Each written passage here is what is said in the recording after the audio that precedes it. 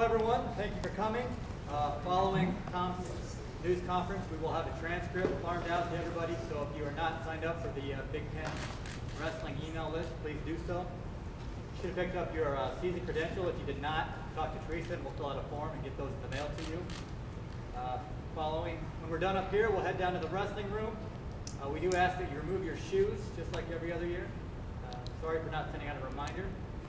Hope you have nice socks on, and I think that's it. We'll start with questions. Questions for Coach Brandt. Coach, it's been a while since you've been at the top of the heap. What do we do different this year to get back on top in March? Well, thanks for reminding us. That's number one.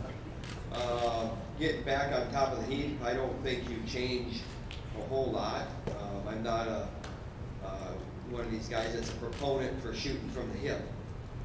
I do know that we have to do some things differently as far as personnel and getting guys to do some things differently so they become more consistent. But you're asking me to go a completely different direction. That's not going to happen. Probably the answer you expected, right?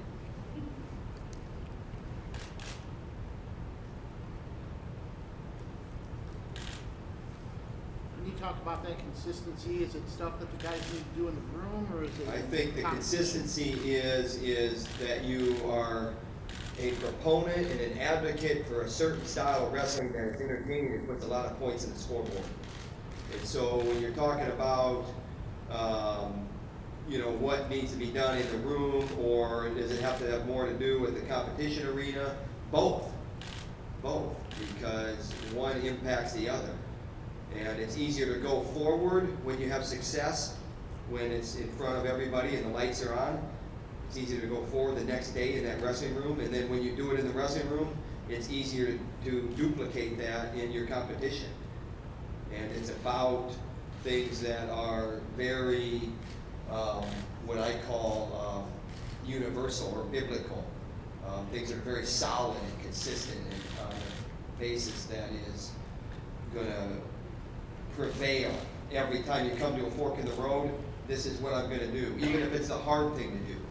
But it's the right thing to do, so I'm going to do it. And that's not easy for young people to do. And so you talk about a guy like Gilman. You look at Thomas Gilman. Thomas Gilman, he beat the national champion. He was a Midlands champion. He wasn't even in the lineup last year when we made the call between him and Clark. But how he handled that will help him.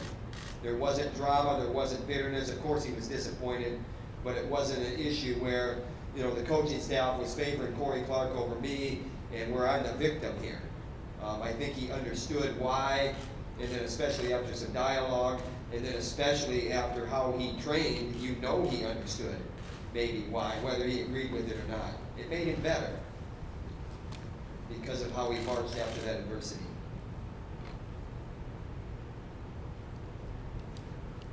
We had a real good summer with international, a lot of success for your guys. How's that carrying over? McDonough was a bronze medalist in the University Worlds, and we had two guys in the world team, and Thomas Gilman was a bronze in the Felix Junior age category, which is a 20 and under. So there's some good results there, and what it really shows is that our postgraduates are involved with our program. What we need to do is those two medals that we won need to be a different color, and meaning gold.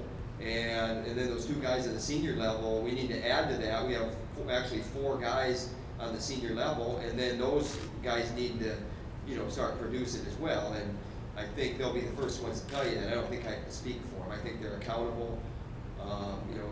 Guys like Tony Ramos and Brent Medcalf will be the first ones to tell you that they want the results as well. But and then where that really goes as far as why we're here today is the University of Iowa Hawkeyes and how they impact us and make us better. And they do that. They cannot be involved in any coaching roles, but they can train with us on a daily basis, and they do, and they help us in that regard. So it's like a extra built-in leadership there. Who are the leaders on the current squad? I would say that, you have a pretty, when you look at the makeup of this team, you look at guys like, the difference between a guy like Corey Clark who's a lightweight, and then you look at a guy like Bobby Telfer. I think there's a lot of personality difference there, where one guy's laid back and the other guy's go, go, go all the time. And, you know, one guy likes to maybe play video games, and the other guy likes to be outdoors all the time. So, but they still have the same common themes in their head, and that is to produce results on the mat and in the classroom. And we want to, you know, have that prevail throughout our lineup. We're not after a certain template where we have certain guys who fit these templates. We're after guys that are serious about what they do on the mat, what they do, you know, in their off time and in their academics. And then because of that, there's a common theme where they get along. And when you talk about leadership, I think there's a lot of different ways to lead. And you know, some are vocal and with action, some are just with actions, and then some are maybe with sparks here and there. You know, maybe somebody that you haven't heard really assert themselves, they get a little bit older and they start to assert themselves a little bit more. So there's a lot of different leaders in our room, and I would say right now, you asked the question, I don't know if I answered it, I say, you know, the natural guy being a heavyweight is Bobby Telford, but you know, he's a two-time All-American. He had the knee injury his sophomore year. That wasn't fun. You know, we put that behind us, but it's time to step up in a much bigger way, and along with 9 other weight classes. You know, I could talk a lot about individuals. You know, I talked about Gilman and what he needs. I talked about the wins that he had last year.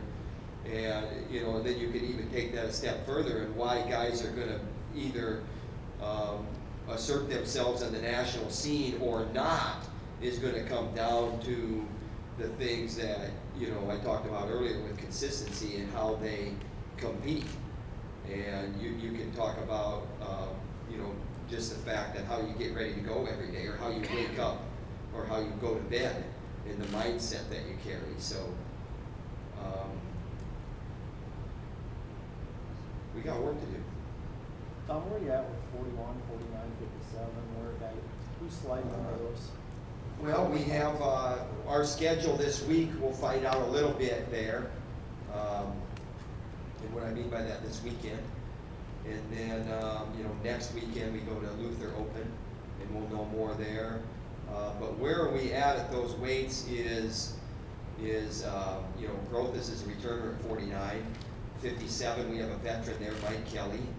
Those two guys will factor in, but there's some exciting new names in there as well with Edwin Cooper and Brandon Sorensen.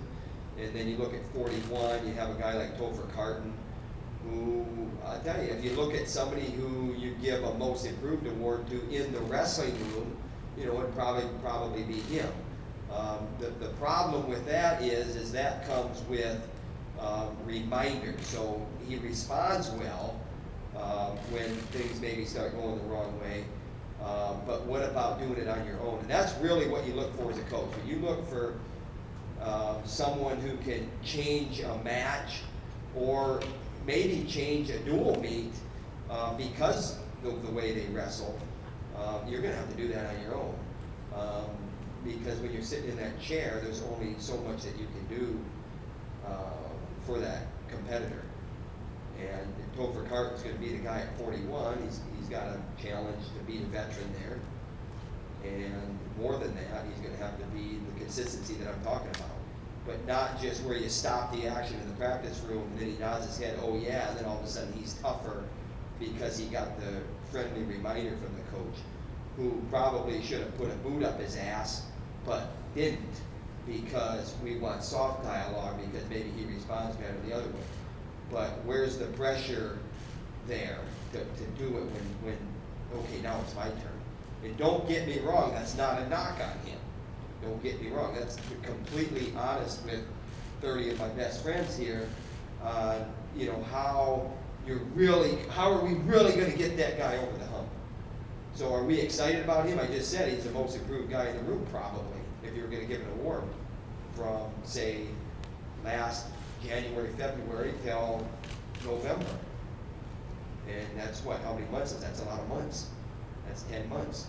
and that's positive, but we still have to take another giant step. And I don't think you take giant steps until you take little steps. You're How right. close was Sorensen last year after Midland? Excuse me? How close was Sorensen? Was you close to looking at Sorensen to put? You know, it's one of those things where, for me and maybe the coaching staff, we were excited after the Midlands, that's what you're referring to. And then you read something that he said, and I think it was in either Pilcher or Hamilton's article, I don't remember who got the quote from him. But whoever got the quote, I give you a gold star on that day because it really helped us with his perspective. And I think in his mind, he was more about, you know, just the thing that he said, where I don't know if I'm ready, but I'll do what they need me to do. And man, when there's that doubt, you know, that means that, you know, we need to take a harder look at this rather than just assume that, you know, he's ready to go, or just assume that, you know, he's on the same page as we are. And it's sometimes, you know, it's something that you look at these quotes that these guys say, you pay attention to it. So, and I don't know if we would have got that, and matter of fact, I know we wouldn't have, because there is good dialogue with him, and we didn't really get that feeling from him, because he is kind of a quiet, unassuming kid, and you know he's on page with you, you know that he'll jump on a grenade for you, he'll go through the wall, he'll go the extra mile, and so he's not gonna really debate. So if you say, hey, what do you think about going? He'll go, yeah, I think good about going. Instead of maybe really telling you what he thinks, and, you know, one of you guys pulled it out of him, so. That gives you some good perspective on where he was maybe. Jeva still in the mix at 41 with Carton? Yeah, for sure. I mean, Josh Jeva is a veteran, and he's a senior, and, you know, he had a bright future. You look at his high school career and the things that he was able to attain there, and I think he's learned a lot in his 5 years here. He's in his 5th year, and one thing that he better learn is that it's going to be over here in a little bit, and it's about the time you snap your fingers, March is going to be here. So, you know, there's some things that are undone in his career, and let's get them done.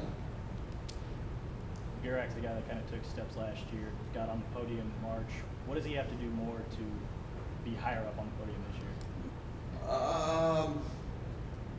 Darren Miller wrote an article, I think it was either published yesterday or the day before.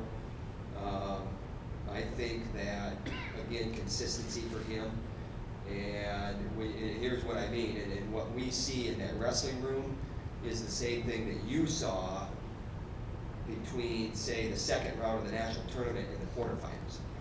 You know, where he beats the Bloomsburg guy, and that was a big match for him, and then a guy that we had beaten in the Midlands, you know, 2 months, 3 months before, you know, knocks us. That can't happen.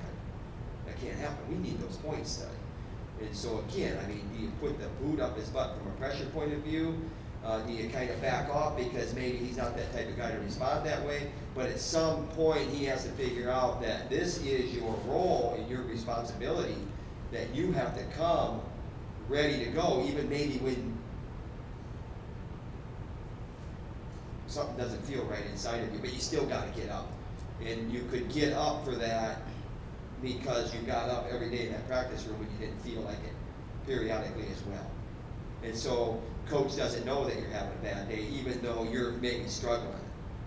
And see, those are things that, you know, you can talk about to your team, and you can have dialogue, and you can preach, and then you have examples even of it. But, you know, those are things that come from yourself.